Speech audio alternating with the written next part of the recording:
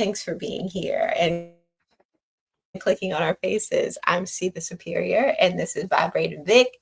We are here together to discuss the newest episode of My Adventures with Superman.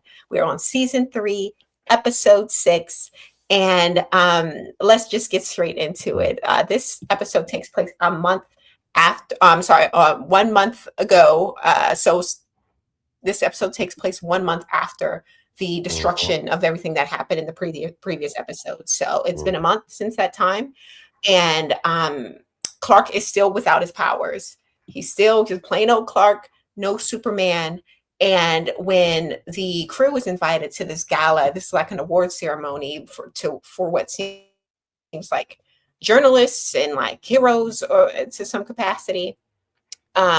He gets invited as Superman, but because he doesn't have his powers, he doesn't want to. He said he can't go up and accept the award or anything like that. He's just kind of there as Lois's +1, basically, at this point.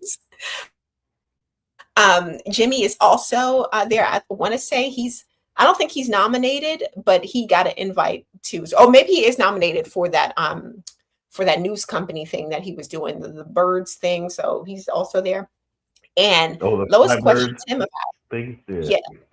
Yeah. Lois questions him about. Okay, well, Kara is here. She's nominated for an award. You're bringing a date, because that's what he said. He said he was approached by worms again, and he's contractually obligated to go out on another date. So he brings this girl, and I think there was like sight unseen. I don't think they met, but they came matching because she showed up in the same kind of color he had on. So what's going on? She Instagram stalking. I forget her name. Maybe maybe they had something arranged. So like, okay, it's our first date. I'm going to be wearing this color. You show up in something similar. Maybe that's how it went down. That's right. But she reveals herself to be like a princess. I want to say her name started with an M, like Maribel or Maria or something like that. So already we see some potential for conflict here, because Kara is going to be there and he's bringing a date, which is already kind of funny. Kind of funny. And because this is like an award show for journalists, the little kids from the earlier seasons, the little journalists around the city streets, they got nominated for something. So they're there as well. I love that. And for whatever reason, they're there with, even though they have a chaperone in this picture, apparently he don't want to watch them, because Clark ended up having to like take care of these kids for the whole damn show. Such a good dad. Such a good dad. How you gonna bring the kids here and don't want to watch them? It's your responsibility. No, his son came back from time, and now he got the fever. Maybe the baby's fever. You want to take care of all these kids. Start acting like grandma. Go ahead, Clark. Daddy Clark taking care of all the kids. Papa Clark. But we also see who's around the vicinity. I guess he in the food trucks, selling food to the people who ain't getting the award yet. We got Bizarro. Bizarro's around, looking as cute as can be, still trying to be a good guy out here. Working, he got a job, a hardworking man, tax-paying citizen. He's working at the ice cream shop, or the ice cream truck right outside at the gala. When we do meet up with Kara, she finds out that Jimmy has a date. And of course, she's a little jealous. She pretty much calls him out like, yeah, at the award show that I have an award, you're coming up with a date on my award show. Like, what a weird move. He's saying that she's moved on. She's going out on all these dates. So he apparently has the right to do so as well, which is fair. You're like, okay, yeah, you're going out. I'm going out. It is what it is. We have this character, Silver, who apparently is from Gotham. She's not necessarily known to be in Metropolis. They have a couple other characters that are more related to Batman's kind of thing, and Wonder Woman's. We'll discuss that once we get to it. And behind the scenes of this gala, there's this underbelly of something fishy going on. We got these guys going around with guns. There's something kind of odd happening, right? And it's something that seems a little illegal. And because we got the number one snoop, aka Lois, she's already on the case. She's like, what's happening here? She goes to like investigate and interrogate some of these gun-wielding individuals, which no powers, but she still has like this bravery about her, which is something that we'll discuss because Clark seems to be struggling with his lack of powers. And would be able to assist in any capacity. It's like it's like that he's having those issues. So Kara gets her award. Of course, she accepts on behalf of Superman and herself. No, number one fan Bizarro is there. He had to sneak up on the roof like a crazy stalker fan. That was hilarious. And he's so adorable. He just wants to see, his favorite superhero get his award, and he show up with the fake costume on too. He's cosplaying. It's a night. He's cosplaying as to watch. Yeah, it's a cosplay kind of night, as you can see. Yeah, but Kara accepts the award on behalf of Superman, and she's feeling a kind of way because not only did Jimmy bring a date, but at the moment that she goes up to accept the award, it just so happens to be at the same time where Clark steps away from the table because he already lost the kids, child. He was supposed to be watching his kids. They got away. He don't know where they at. And he gets up from the table to find them. So it looks to her like no one's kind of there to support her and be happy for her in her moment. Which made me feel kind of bad for her. Back to the table though, Lois and this reporter lady, I'm blanking on her name. You know who I'm talking about. Oh, that's Vicki Vale. Yeah, Vicki Vale. Vicki Vale are in like a competition because Lois is nominated in the same category that Vicki Vale is nominated in. So there's like a little bit of competition happening there, a little bit of bumping heads. But to bring it back to Clark, he's gone to look for the kids. And while he's taking a look for them, he's having like this weird hallucinations.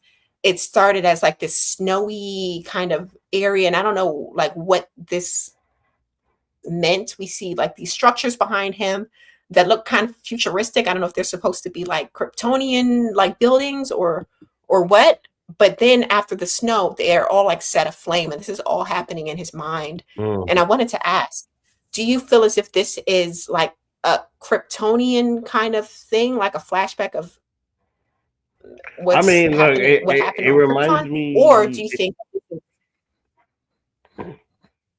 think this is something that's happening in the future, like with his son, John? Because we know John is still in the future with this situation here. The facts. Now, honestly, it brings back, and I don't know if it was Superman 2 or Superman 3, like the movie from the last century, where Superman lost his powers, and then he had to go back up to the North Pole to get his powers back. Okay. I think this is giving like a little bit of flashback to that, and it's kind of giving him a message. Like, you want your powers back, go up there and sit in the machines that we put up there for you, go to your lair type shit. But I don't know if that's even a part of this arc of Superman. Like that frozen lair that he would go to and have everything. That's like yeah. I don't know if that's a part of this, but this might be an introduction to that. I mean, I could be wrong, but for some reason this is showing up. We saw like a little bit of it in earlier episodes. Yeah, so like this is showing up because I feel like this is what's gonna lead to him getting his powers back, or maybe be even stronger, because we still don't know what that blue stuff is. Like he turned blue and then all of a sudden lost his powers. So what's going on? Okay. You know what I mean? Like that shit right there. We still don't know. Mind you, that stuff came out in season 1. We still don't know what that is. So he's definitely going to come back, probably even more powerful after. You know what I mean? We'll see. You cut down the branch, all of a sudden the tree comes out 10 times stronger. Maybe. I think now that you bring it up, I think it could be something that's happening up there, like in his little sanctuary area. That makes sense. But as he comes out of like this brief hallucination, he does find the kids. They are at gunpoint. So he kind of like puts himself in between. And again, we remember that he's depowered at this point. He's just a regular guy. So this is a very dangerous situation for It him. really is. And he's Back acting like it's to nothing.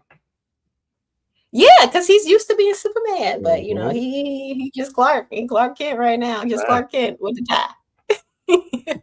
And bring it back to what's going on in the gala. We got old girl Princess M. She, you know, reveals her true self to be I think she called herself Dr. Poison or Miss Poison. Mhm. And that's a character from that movie, the Wonder Woman movie, if you guys remember, like the first one that came out a couple years ago. The lady that she was in that movie, she's like a weird, like always poisoning people. She was being crazy there, and so she's a villain that was from Wonder Woman's kind of rogue gallery and brought into this show. And she releases a poison that turns people into animals. So we got Lois, she turned into a cat. Nice. Yeah. We got Jimmy, he turned into a turtle. Jimmy as his turtle is hilarious. Just look at his face. But he's convinced, or he's told by Lois, like, look, put the charm on her, and maybe, you know, we can, you know, something will happen. And so he starts giving her the googly eyes and like, you know, hey baby, you know, take that mask off. She ends up taking off her mask and turns into a fox. This is her on the edge of, on the shoulder here. Hilarious. Jimmy is always going to get the job done one way or the other, child. He's going to turn into an, but he's always going to get the job done, and that's what I like about Jimmy. But Clark is shot in the shoulder, though. Thank God, not in the chest. The kids and him and Lois, they escape to the vents, trying to get up to the ceiling where everyone is. Sorry, to the roof where everyone's going with this helicopter situation. Thank God that Bizarro and them was up there, because between him and Carl, they were able to intervene. Jimmy speaks to the Fox girl, aka Miss Poison, Dr. Poison, whatever her name is, and tells her pretty much like, yeah, I can't really be with you because I'm really feeling Kara. Kara overhears it and is justifiably upset because not you playing all these games, all these hard games on my girl Kara. She's again, she's new to the world. She's just learning these things, and she got to deal with Jimmy. Kind of in her mind playing games. But again, as I said before, I feel like Jimmy's making the mature decision of allowing her to find herself first before hopping into a relationship with no experience and with Jimmy, who also has very limited experience. But that's neither here nor there. You gain experience with each other. Like, yeah, but that's it. That's it up. Because you both don't know what you're doing. Of that's course, and you get back up. You have a bad time. You get back up on the horse because you like spending time with each other. You're gonna go run around and spend time with other people, and that you don't even really like to practice being in a relationship, and then all of a sudden get back together and learn about each other. There's always gonna be something about her that you don't like. Always, fuck out of here. Always gonna be something about her. Iron out the kink. Okay, but you gotta iron out the kinks by being together. Like, all you gotta do is go out there, become fake, and then come back and get with each other. Come on now, just be real, be with each other. You like each other. Shoot fly with bullshit. Jimmy, stop playing games because you know you like her. She knows you like her, but y'all fronting. You know what I mean? Soft. Jimmy is soft. Okay. We'll see what happens. I'm talking too much shit about that. But I'm just saying, Jimmy is too soft. He needs to just go after his girl and stop playing. He'll give her the googly eyes. Give her the lover boy eyes. And he know how to play the game too. Look how he was flirting with the fox. Come on, man. See, this is the experience I said that he's getting. He already got it. But anyway, by the end of the episode, we see that Superman, Lois, Kara, and Jimmy are taken into like these portals, and we don't know where they lead. It's just, this is the end of the episode. They're zapped away in the ground to who knows where. So what do you think has happened to our characters here? Do you think they're going to the future? Do you think what's happening? Well, that's the first explanation, honestly. Like, because of the last episode, that's kind of like the first inclination that that's going to happen, where they would just be zoomed off into the future, or they're being teleported to a way to get Clark his powers back. Like Mm-hmm, who mm-hmm. knows what's going on, but I suspect Lex. Ah, I okay, definitely suspect Lex okay. because Lex, from the last episode that we saw, that was a Uh-huh, different Lex. uh-huh. Yeah, Like looking that, crazy. I suspect that guy is up to something. And mind you, the Okay, I he guess got we will find out. his head is purple, and all of a sudden the floor is purple. Like Uh-huh. Oh, that's true. there's something there. The colors of action. Mm-hmm. But yeah, we'll find out next week when we Right. discuss it. If you like the video, please like the video and join us next week, same time, same place, for more discussions of my adventures with Superman. Thank you for being here, and we'll see you then. Bye.